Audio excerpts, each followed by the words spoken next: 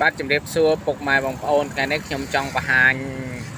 ដើមថ្នាំមួយមុខដែលធ្វើឲ្យបងប្អូនអាយុច្រើនហើយនៅក្មេង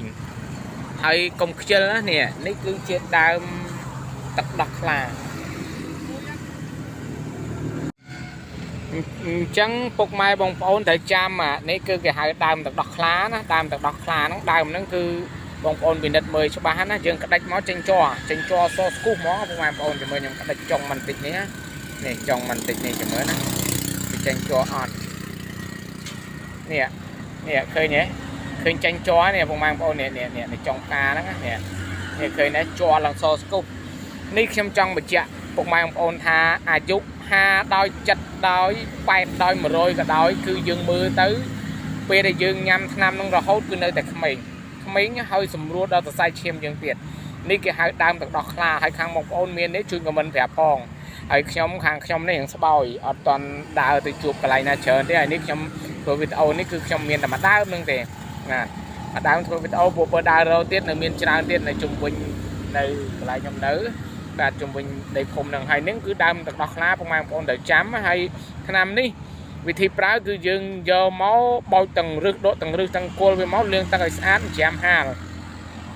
ពេលដែលបងប្អូនញ៉ាំអត់គិតថាម៉ោងណាពេលណាឬក៏ញ៉ាំច្រើនញ៉ាំតិចទេឲ្យតែបងប្អូនញ៉ាំបានហើយយើងចាប់តែមកក្តាប់ដៃដាក់ក្នុងកសៀវទៅយើងដាំឆុងដូចទឹកតែអញ្ចឹងហើយឆ្ងាញ់អត់មានពិបាកយើងហូបយើងពិសាទេហើយអានេះខ្ញុំបញ្ជាក់ប្រាប់ពុកម៉ែបងប្អូនគឺដើមនេះពិសេសណាស់ហើយបងប្អូនណាដែលចង់អាយុច្រើនហើយនៅក្មេងជាងវ័យគឺបងប្អូនញ៉ាំថ្នាំហ្នឹងទៅមុខទៀតគេប្រើតែថ្នាំខ្មែរទេពុកម៉ែបងប្អូនត្រូវចាំថ្នាំខ្មែរនឹងរីកចម្រើនវិញហើយនឹងល្បីវិញហើយឥឡូវនេះគេកប់ចោលយូរហើយថ្នាំខ្មែរហ្នឹងមិនសូវអ្នកណាចង់ជឿទេហើយបងប្អូនមួយចំនួនខ្លះគាត់ហាក់មកកំសៀវអញ្ចឹងទៅមិនឃើញបាត់គាត់បោះចោលហើយពេលច្រើនគឺគាត់បោះចោលគាត់ទៅទិញថ្នាំពេទ្យឱសថព្រោះយកមកព្យាបាលវាលឿនលេបមួយផ្លែតបាត់ភ្លាមដល់ខែក្រោយរត់ទៅទិញទៀតតែថ្នាំខ្មែរជាយូរតែជាដាច់ឥឡូវនេះថ្នាំខ្មែរមិនសូវមានគុណភាពមិនសូវមានប្រយោជន៍ទេបន្តិចទៀតបងប្អូននឹងដឹងនឹងស្វែងរកមករកថ្នាំខ្មែរហើយនៅមានថ្នាំជាច្រើនទៀតខ្ញុំឧស្សាហ៍ធ្វើវីដេអូប្រាប់អញ្ចឹងពុកម៉ែបងប្អូនជួយ like ជួយ share ផងហើយចំណាំឲ្យច្បាស់ណាដើមទឹកដោះខ្លានេះគឺយើងក្តិចទៅជ័រសចេញមកហើយយើងដកទាំងរឹសទាំងគល់យកមកច្រាមមកហាលឲ្យស្ងួតហើយច្រាមហើយយើងមិនបាច់ដាំកំសៀវយើងចង់ឆុងដូចតែក៏បានដែរបងប្អូនចាប់មកចាប់ដៃមកដាក់ក្នុងពែងរបស់យើងទៅហើយត្រាំមកសធូទៅ 4-5 នាទីពី3នាទី1នាទីអីទៅយើងយកមកហត់ដូចតែទៅហត់គ្រូមករាល់ថ្ងៃ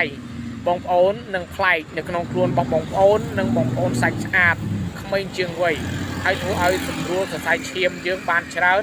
មិនងាយខ្យល់រលកព្រះមិនងាយដើរដាច់សរសៃកឬក៏ដួលដាច់សរសៃកណាបងប្អូននេះខ្ញុំបញ្ជាក់នេះគឺជាដើមទឹកដោះខ្លាអញ្ចឹងវីដេអូខ្ញុំមានតែប៉ុណ្ណឹងទេបងប្អូនជួយ like ជួយ share ផងសូមអរគុណ